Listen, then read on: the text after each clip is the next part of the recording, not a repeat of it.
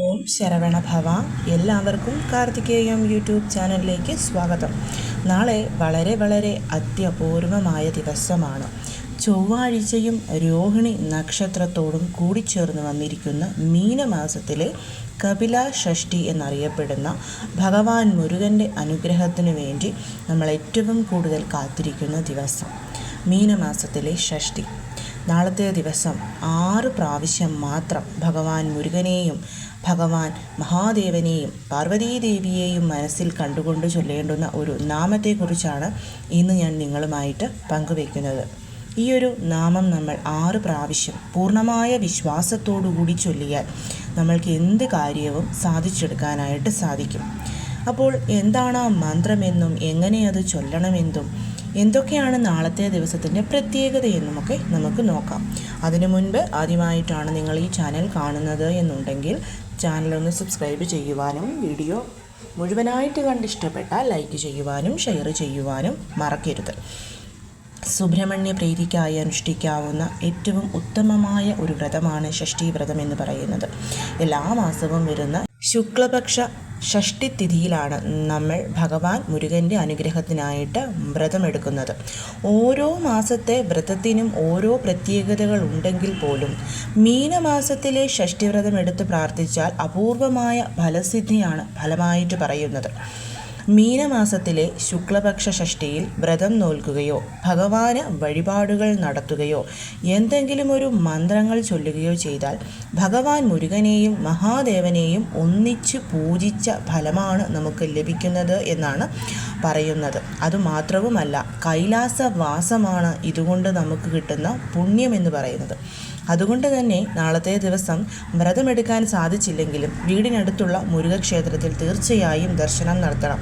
നിങ്ങളെക്കൊണ്ട് പറ്റുന്ന രീതിയിലുള്ള എന്തെങ്കിലും ഒരു വഴിപാട് ഭഗവാന് കഴിപ്പിക്കണം. ഒപ്പം തന്നെ പീരിയഡ്സ്, പുല, വാലായ്മ പോലുള്ള കാര്യങ്ങളുള്ളവർ അവർക്ക് ക്ഷേത്ര ദർശനം നടത്താനോ ദീപം കൊളുത്താനോ ഒന്നും സാധിക്കില്ല. അങ്ങനെയുള്ളവർ ഫോണിൽ ഷഷ്ഠി കവചം അല്ലെങ്കിൽ എന്തെങ്കിലും ഒരു മന്ത്രം പ്ലേ ചെയ്ത് അത് കേട്ട് ഭഗവാനെ സ്മരിക്കുന്നതും നിങ്ങൾക്ക് ഇതേ ഫലം തന്നെ കൊണ്ടുവന്ന് തരുന്നതാണ്. ഈ ഒരു 2026 മാർച്ച് 24 മീനമാസത്തിലെ ഷഷ്ഠിയുടെ ഒരു പ്രത്യേകത എന്ന് പറയുന്നത് ചൊവ്വാഴ്ചയും രോഹിണി നക്ഷത്രത്തോടും കൂടിയിട്ടാണ് ഈ പ്രാവശ്യത്തെ ഷഷ്ഠി വരുന്നത് എന്നാണ്. നമുക്കറിയാം, ഭഗവാന് വളരെയധികം പ്രിയപ്പെട്ടതാണ് ചൊവ്വാഴ്ച. ഭഗവാന് പ്രിയപ്പെട്ട തിഥിയാണ് ഷഷ്ഠി. അപ്പോൾ ഇത് രണ്ടും ഒന്നിച്ചു വരുമ്പോൾ അതിന് വളരെയധികം മാഹാത്മ്യമുണ്ട്. അതുമാത്രവുമല്ല, രോഹിണി നക്ഷത്രത്തിലാണ് ഷഷ്ഠി വന്നിരിക്കുന്നത് എന്നതുകൊണ്ടാണ് ഇതിനെ നമ്മൾ കപില ഷഷ്ഠി എന്ന് പറയുന്നത് തന്നെ. അതുകൊണ്ട് തന്നെ സാധാരണ ഷഷ്ഠി ദിവസത്തേക്കാൾ കൂടുതൽ അതിവേഗത്തിലുള്ള ഫലസിദ്ധിയും ഇരട്ടി ഫലവുമാണ് നമുക്ക് ഈ ഒരു വ്രതാനുഷ്ഠാനം വഴി ലഭിക്കുന്നത്. അതിനേക്കാൾ ഉപരി ഈ പുണ്യദിനത്തിലെ നമ്മുടെ സുബ്രഹ്മണ്യ സ്വാമിയുടെ ഭജനം സന്താന ഭാഗ്യവും ഒപ്പം തന്നെ മക്കളുടെ അഭിവൃദ്ധിക്കായും നമ്മളെ അനുഗ്രഹിക്കുകയും ചെയ്യും. ഇന്ന് വരെ വ്രതമെടുത്ത് തുടങ്ങാത്തവർക്ക് നാളെ പുതിയതായി വ്രതമെടുത്തു തുടങ്ങാൻ ഏറ്റവും നല്ല ഷഷ്ഠിയാണ്. ഒപ്പം തന്നെ തുടർച്ചയായ 12 ഷഷ്ഠി മക്കൾക്ക് വേണ്ടി എടുക്കണമെന്ന് ആഗ്രഹിക്കുന്നവർക്കും നാളെ തൊട്ട് എടുത്തു തുടങ്ങാം. സന്താന ഭാഗ്യത്തിനു വേണ്ടി കാത്തിരിക്കുന്നവർക്കും നാളെ മുതൽ ഷഷ്ഠി വ്രതം എടുത്തു തുടങ്ങാൻ ഏറ്റവും ശ്രേഷ്ഠമാണ്. അതുമാത്രവുമല്ല, മക്കളുടെ അഭിവൃദ്ധിയും സന്താന ഭാഗ്യത്തിനും പുറമെ തൊഴിലിൽ ഒരു പുരോഗതി ഉണ്ടാവണം, രോഗശാന്തി ഉണ്ടാവണം, ശത്രുക്കളിൽ നിന്നൊരു രക്ഷ വേണം, കുടുംബത്തിൽ സമാധാനം വേണം എന്നീ ആഗ്രഹങ്ങൾ കൊണ്ടും നമുക്ക് നാളത്തെ ഷഷ്ഠിവ്രതം എടുക്കാവുന്നതാണ്. വ്രതം എടുക്കുന്ന രീതി എങ്ങനെയാണെന്ന് എല്ലാവർക്കും അറിയാം. എങ്കിൽ പോലും ഷഷ്ഠിവ്രതം എടുക്കാൻ ആഗ്രഹിക്കുന്നവർ ഇന്ന് തലേ ദിവസം പഞ്ചമിയുടെ അന്ന് ഒരു നേരം മാത്രം അരിയാഹാരം കഴിച്ച് ഉപവസിക്കണം.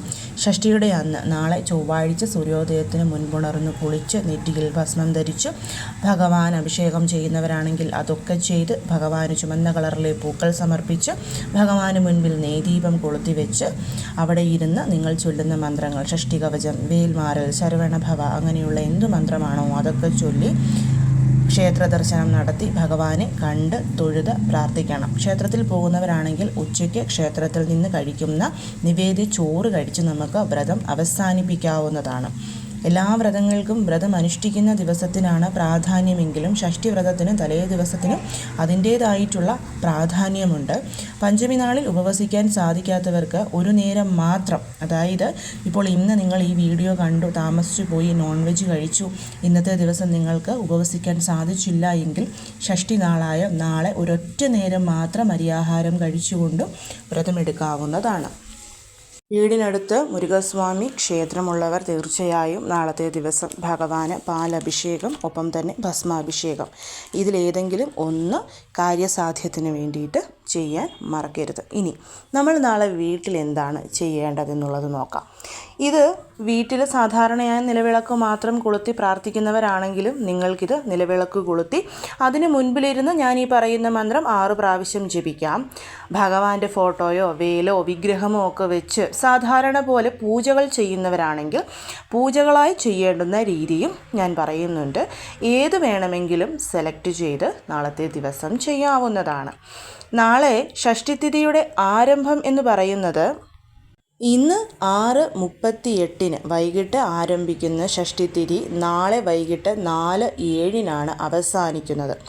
ഇന്നത്തെ പ്രത്യേകത ഷഷ്ഠിതിഥിയും കാർത്തിക നക്ഷത്രവുമുണ്ട്. നാളെയാണെങ്കിൽ ചൊവ്വാഴ്ചയും ഷഷ്ഠിതിഥിയുമുണ്ട്. എന്നാൽ ഷഷ്ഠി വ്രതമായി നമ്മൾ എടുത്ത് പൂജ ചെയ്യേണ്ടത് നാളെയാണ്. അതുകൊണ്ട് തന്നെ നാളെ രാവിലെ 6 to 7 ആ സമയത്ത് വരുന്ന ചൊവ്വാഹോര സമയത്ത് സൂര്യ ഉദയം മുതലാണ് ഹോരാസമയം ഒരു ദിവസത്തെ തുടങ്ങുന്നത്. അതുകൊണ്ട് നിങ്ങളുടെ അവിടുത്തെ സൂര്യ ഉദയം മുതലാണ് നമ്മൾ 1 മണിക്കൂർ സമയം ചൊവ്വാഹോര കണക്കാക്കേണ്ടത്.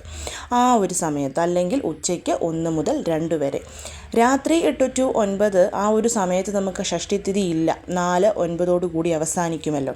അപ്പോൾ വൈകിട്ട് 4:09 മുൻപായിട്ടുള്ള ഏതൊരു സമയവും നാളെ നിങ്ങൾക്ക് ഞാൻ ഈ പറയുന്ന ഒരു വഴിപാട് ചെയ്യാനായിട്ട് തിരഞ്ഞെടുക്കാവുന്നതാണ്. എന്ത് ചെയ്യണമെന്ന് വെച്ച് കഴിഞ്ഞാൽ നമ്മുടെ വീട്ടിലുള്ള ഭഗവാന്റെ ഫോട്ടോ വിഗ്രഹം വേറെ എന്താണോ ഓരോരുത്തരുടെയും വീട്ടിലുള്ളത് അത് ശുദ്ധമാക്കുക. ഭഗവാന് മഞ്ഞൾ കുങ്കുമം പൊട്ടൊക്കെ തൊട്ട് ചുമന്ന പൂക്കളൊക്കെ സമർപ്പിച്ച് ഭഗവാന് മുൻപിൽ ഷഡ്കോണം വരച്ച് 6 ദീപങ്ങൾ കൊളുത്തുന്നവർക്ക് ആ രീതിയിൽ കൊളുത്താം. അല്ലാതെ വെറും 6 മൺദീപങ്ങൾ കൊളുത്തണമെങ്കിൽ അങ്ങനെയും കൊളുത്താം. അതുമല്ല, ചൊവ്വാഴ്ചകളിൽ വെറ്റില ദീപം കൊളുത്തുന്നവരാണെന്നുണ്ടെങ്കിൽ 6 വെറ്റില എടുത്ത് ഓരോ വെറ്റിലയ്ക്ക് മുകളിലും ഓരോ ദീപങ്ങൾ വെച്ച് 6 ദീപങ്ങൾ കൊളുത്താം. അതായത് നാളത്തെ ദിവസം 6 ദീപങ്ങൾ കൊളുത്തണം എന്നുള്ളത് ഒരു പ്രധാനപ്പെട്ട കാര്യമാണ്. അപ്പോൾ 6 ദീപങ്ങൾ കൊളുത്താനായിട്ട് നാളത്തെ ദിവസം ശ്രമിക്കണം. നെയ്യൊഴിച്ച് കിഴക്കോട്ട് ഫേസ് ചെയ്ത് വേണം നമ്മൾ ഈ 6 ദീപങ്ങളും കൊളുത്താൻ വേണ്ടിയിട്ട്.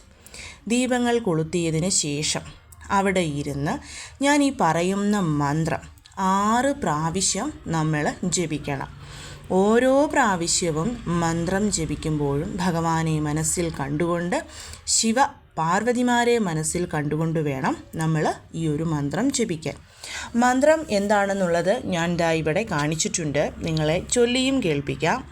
ഓം മുരുക ഗുരു മുരുക അരുൾ മുരുക ആനന്ദ മുരുക ശിവശക്തി ബാലകനെ ഷൺമുഖനെ ഷടാക്ഷരനെ എൻ വാക്കിലും നിലവിലും നിന്ന് കാക്ക. ഓം ഐം ഹ്രീം വേൽ കാക്ക സ്വാഹ. ഓം മുരുക ഗുരു മുരുക അരുൾ മുരുക ആനന്ദ മുരുക ശിവശക്തി ബാലകനെ ഷൺമുഖനെ ഷടാക്ഷരനെ എൻ വാക്കിലും നിലവിലും നിന്ന് കാക്ക. ഓം ഐം ഹ്രീം വേൽ കാക്ക സ്വാഹ. ഇതാണ് 6 പ്രാവശ്യം നമ്മൾ ചൊല്ലേണ്ടുന്ന മന്ത്രം. മുരുക ആ ഒരു വാക്കിന്, ആ ഒരു 3 വാക്കിൻ്റെ അർത്ഥം ഞാൻ വളരെ ഡീറ്റെയിൽ ആയിട്ട് പറഞ്ഞു തന്നിട്ടുണ്ടായിരുന്നു. ഓം മുരുക ഗുരു മുരുക, പ്രണവമന്ത്രത്തോട് നമ്മൾ മുരുകനെ വിളിക്കുന്നു. ഗുരു മുരുക, ഭഗവാൻ മുരുകൻ ഗുരുവാണ്, അങ്ങനെയാണ് നമ്മൾ ഗുരു മുരുക. പിന്നെ അരുൾ തരുന്നവൻ, ആനന്ദം തരുന്നവൻ, ശിവഭഗവാന്റെയും ശക്തിയുടെയും പുത്രൻ, ഷടാക്ഷരൻ 6 നാമങ്ങളുള്ളവൻ, ഷൺമുഖൻ 6 മുഖങ്ങളുള്ളവൻ. ആ ഭഗവാൻ നമ്മുടെ വാക്കിലും അതുപോലെ മനസ്സിലും വന്ന് നിന്ന് നമ്മളെ കാക്കണം. അവസാനം വേലിനോടും കൂടിയിട്ട് നമ്മൾ കാക്കണമെന്നാണ് ഭഗവാനോട് പ്രാർത്ഥിക്കുന്നത്. അതങ്ങനെ തന്നെ മനസ്സിൽ കണ്ടുകൊണ്ട് നമ്മൾ പ്രാർത്ഥിക്കണം. 6 താമരപ്പൂക്കൾ, ഓരോ താമരപ്പൂക്കൾ സമർപ്പിച്ചുകൊണ്ടൊക്കെ പ്രാർത്ഥിക്കാൻ പറ്റിയാൽ അത് വളരെ വളരെ ശ്രേഷ്ഠമാണ്. കാരണം ഈ 6 ദീപങ്ങൾ ഭഗവാന്റെ 6 മുഖങ്ങളായി കണ്ടുകൊണ്ടാണ് നമ്മൾ കൊളുത്തുന്നത്. ജ്യോതിസ്വരൂപനായിട്ടുള്ള ഭഗവാനെ ദീപത്തിൽ കണ്ടുകൊണ്ട്, ഭഗവാൻ ജനിച്ചത് തന്നെ താമരപ്പൂവിലാണ്. അപ്പോൾ അങ്ങനെ കണ്ടുകൊണ്ട് നമ്മൾ ജപിക്കുക എന്നുള്ളതാണ്. ശേഷം ധൂപദീപ ആരതി എടുക്കണം. നിവേദ്യമായിട്ട് നമുക്ക് പഞ്ചാമൃതം വെക്കാം, അങ്ങനെ അല്ലെങ്കിൽ തേൻ വെക്കാം, അതല്ലെന്നുണ്ടെങ്കിൽ പാല് കാച്ചി വെക്കാം. നിങ്ങൾക്ക് എന്താണോ പറ്റുന്നത് അത് വെച്ചാൽ മതിയാവും. അത് വെച്ച് കർപ്പൂര ആരതിയുമെടുത്ത് ഭഗവാനോട് വീണ്ടും നിങ്ങളുടെ ആഗ്രഹം പറയണം.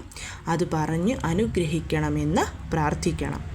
തീർച്ചയായിട്ടും എന്താണോ അത് ഭഗവാൻ നമുക്ക് സാധിച്ചു തരുന്നതായിരിക്കും. എല്ലാവരും ഇതൊന്ന് ചെയ്യാൻ ശ്രമിക്കണം. തന്നെയുമല്ല, ഈ ഒരു മന്ത്രം എല്ലാ ദിവസവും ഒരു തവണ നിങ്ങൾക്ക് ജപിക്കാവുന്നതാണ്. ഇത് സ്ക്രീൻഷോട്ടായിട്ട് എടുത്ത് സൂക്ഷിച്ച് വെച്ചിട്ട് എല്ലാ ദിവസവും ഒരു തവണ ഭഗവാനോട് പൂർണ്ണമായ ഭക്തിയോടും വിശ്വാസത്തോടും കൂടി ജപിച്ചു കഴിഞ്ഞാൽ അതിൻ്റെ ഫലം നമുക്ക് തീർച്ചയായും ലഭിച്ചിരിക്കും. അപ്പോൾ എല്ലാവരും ഇതൊന്ന് ചെയ്യാൻ ശ്രമിക്കൂ. എല്ലാവരെയും മുരുകൻ അനുഗ്രഹിക്കട്ടെ. ഓം ശരവണ ഭവ.